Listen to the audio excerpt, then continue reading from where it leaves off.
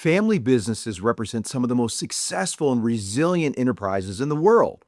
They often combine entrepreneurial drive, long term thinking, and a deep sense of legacy. But they also face a unique challenge. Many family businesses struggle not because of market competition or financial performance, but because of roles, responsibilities, and leadership transitions are never clearly defined. Today, we are talking about structuring governance in family businesses and how thoughtful planning around leadership roles, decision making, authority, and succession can help ensure the businesses thrives across generations. Here's the key mindset shift to consider. A successful family business is not just built on strong leadership, it's sustained by strong governance. When expectations are clear and transitions are planned, families can protect both the business and the relationships that make it meaningful.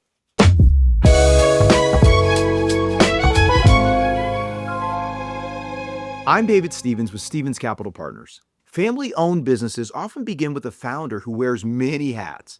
They're the owner, the operator, strategist, and decision maker all at one time. But as the business grows and the next generation becomes involved, complexity always increases. New questions begin to emerge. Okay, who's responsible for leading the company now?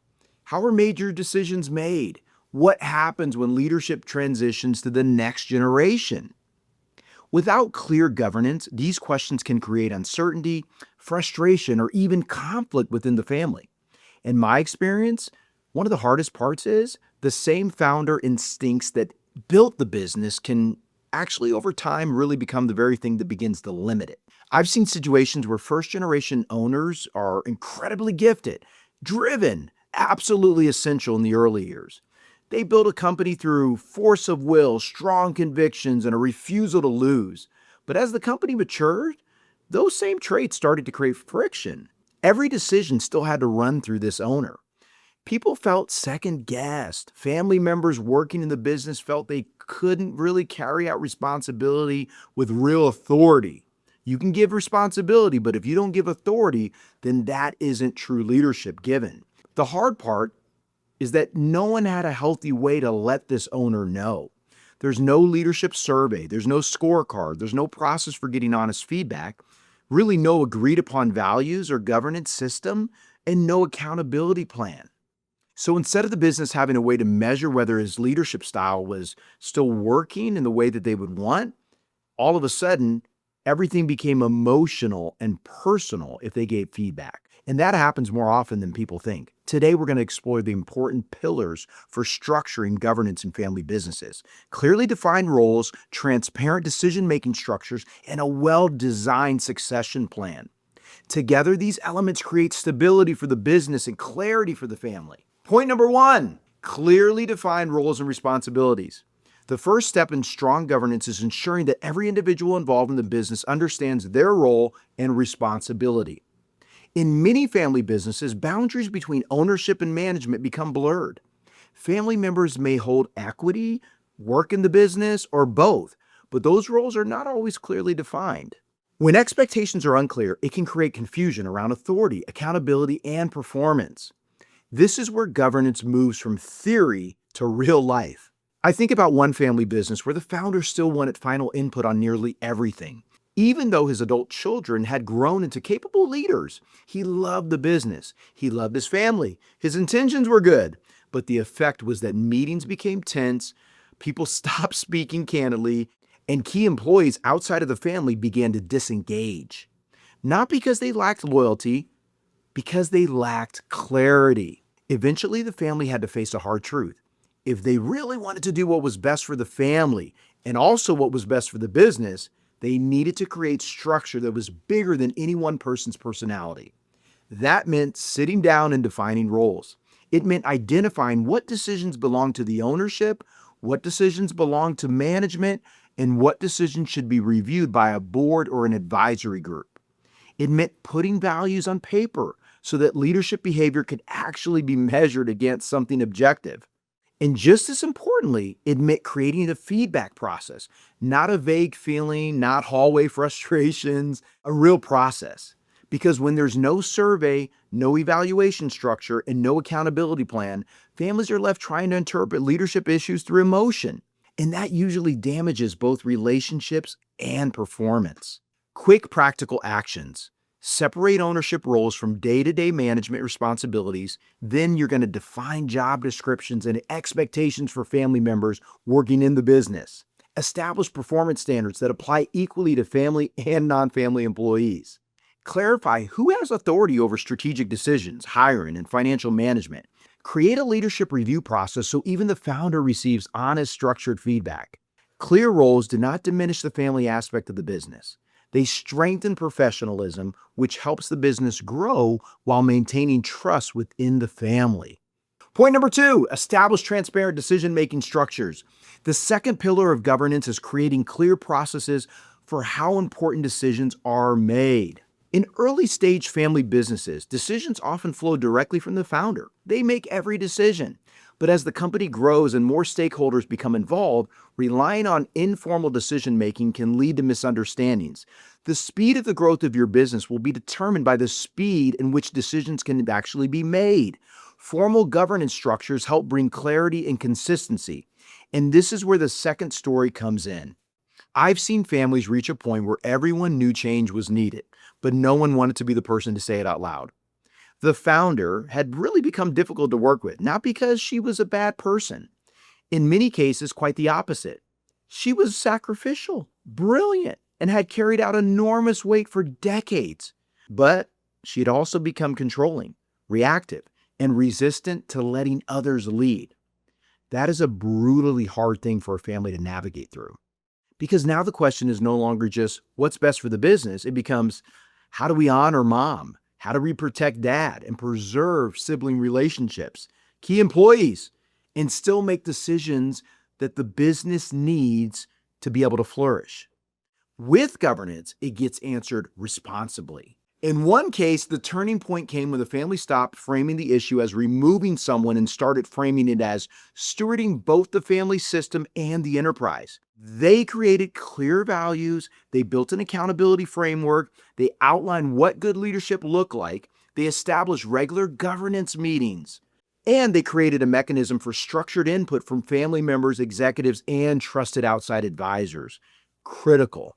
That gave him a way to talk about leadership performance without turning every conversation into a personal attack.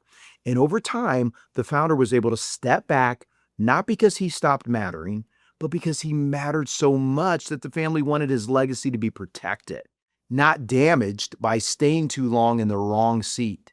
That is one of the most mature things a family can do. Quick practical actions. Establish a board of directors or an advisory board for strategic oversight. Create a family council to address family-related decisions separately from business operations. Document decision-making processes for major financial or strategic changes, and then schedule regular governance meetings to review performance and long-term strategy. Create values-based leadership evaluations and accountability standards. These structures help separate business decisions from family dynamics, allowing both to function more effectively. Governance creates a framework where decisions can be made objectively while still honoring the family's values and long-term vision. Point number 3, build a thoughtful succession plan. So essential. Perhaps the most important governance issue in family businesses is leadership succession. Many founders dedicate decades to building a successful company, but the transition to the next generation is often left informal or delayed until retirement approaches. Without clear succession planning, businesses may face leadership gaps, internal conflict, or strategic uncertainty. And this is why succession planning is about much more than naming a successor. It's about building a process. It's about making sure the next generation is truly prepared. And it's about deciding how authority will shift over the course of time. It's also about determining how the founder will remain involved, if at all. And it's about making sure the family has a framework for accountability before transition stress exposes every unresolved issue. A good succession plan should answer questions like, what does readiness look like? Who gets to evaluate it? What values are expected of future leaders? How will family members be held accountable? How will conflict be addressed before it becomes destructive? This is really important because in family businesses, weak succession processes don't just hurt the company, it hurts Thanksgiving dinner too. The healthiest families understand that planning for leadership transition is not to be disloyal to the founder. It's actually one of the greatest acts of loyalty to the founder. Quick practical actions. Identify potential future leaders within or outside of the family. Provide mentorship and leadership development opportunities for the next generation so they're prepared and ready to take over if that's in their role. Gradually transition responsibilities rather than making abrupt leadership changes. Document succession plans and communicate them clearly to key stakeholders. Define governance, feedback, and accountability structures before transition pressure intensifies. Succession planning is not a single event. It's a process that unfolds over the course of time, allowing new leaders to build experience and credibility before fully stepping into the role.